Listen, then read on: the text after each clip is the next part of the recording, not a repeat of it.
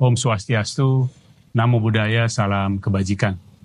Yang saya hormati Bapak Ogi Prastomiono, Kepala Eksekutif Pengawas Perasuransian, Penjaminan dan Dana Pensiun, Bapak dan Ibu Pimpinan Asosiasi Industri Dana Pensiun, Bapak dan Ibu Pimpinan Perusahaan-Perusahaan Dana Pensiun, perwakilan dari kementerian, lembaga, dan lembaga internasional yang hadir, Bapak dan Ibu narasumber, Bapak dan Ibu perwakilan dari media, dan seluruh hadirin yang berbahagia.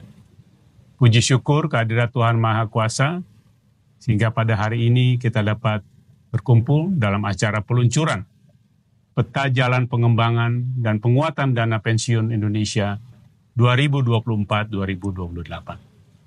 Peta jalan ini merupakan arah kebijakan bagi industri dana pensiun yang dapat menjadi acuan bagi seluruh stakeholders terkait dan merupakan roadmap yang ke-9 yang telah diluncurkan oleh OJK pada periode Dewan Komisioner saat ini.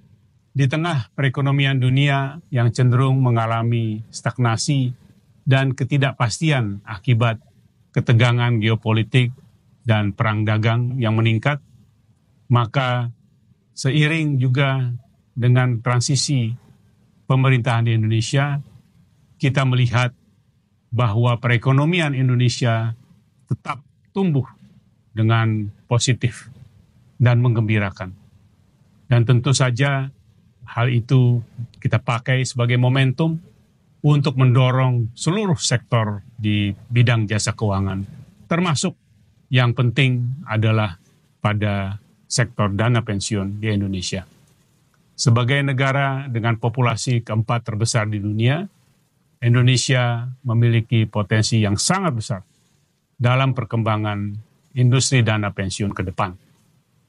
Industri ini mencatatkan pertumbuhan aset sebesar 8,74% pada April 2024 dibandingkan tahun sebelumnya, mencapai 1.432,7 triliun.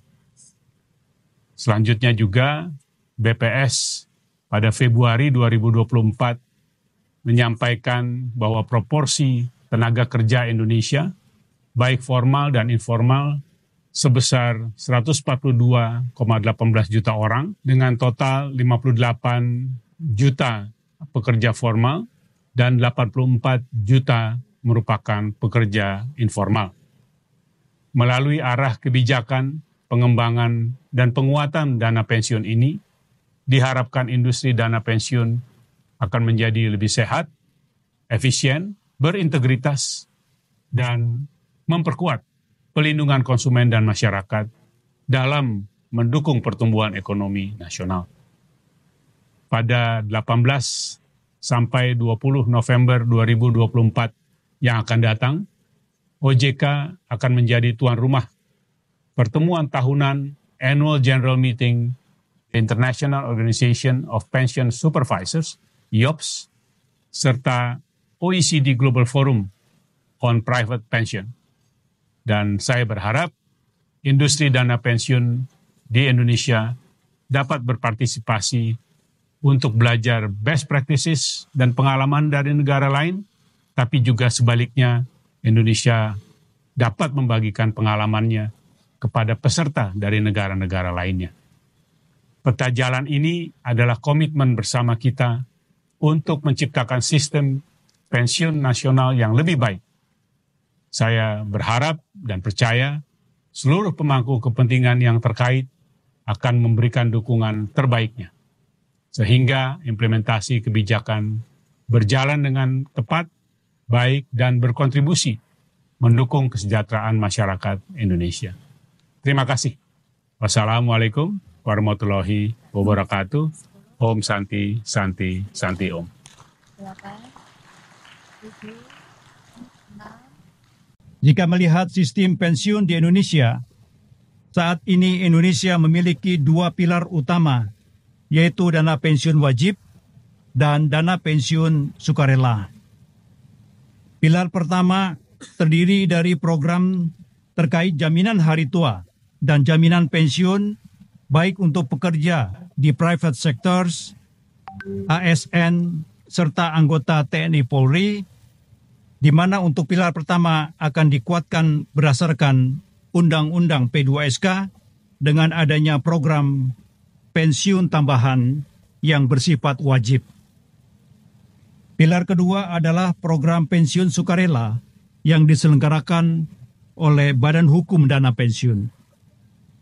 Bapak Ibu hadirin sekalian, secara statistik, OJK melakukan perubahan sudut pandang di mana sebelumnya dana pensiun wajib dimasukkan ke dalam kelompok perasuransian, yaitu asuransi sosial.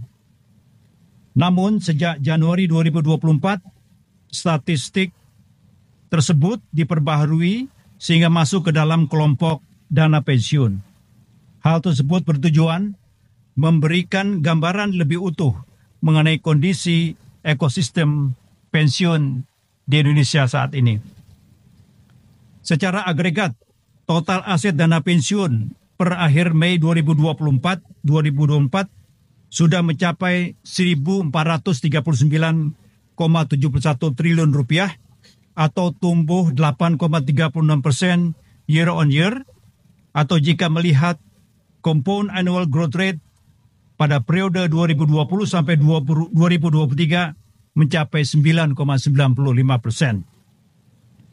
Jumlah penyelenggara program pensiun berjumlah 222 dengan 3 penyelenggara program pensiun wajib dan 3 penyelenggara program pensiun sukarela yang mengcover 28,29 juta peserta dari seluruh program tersebut.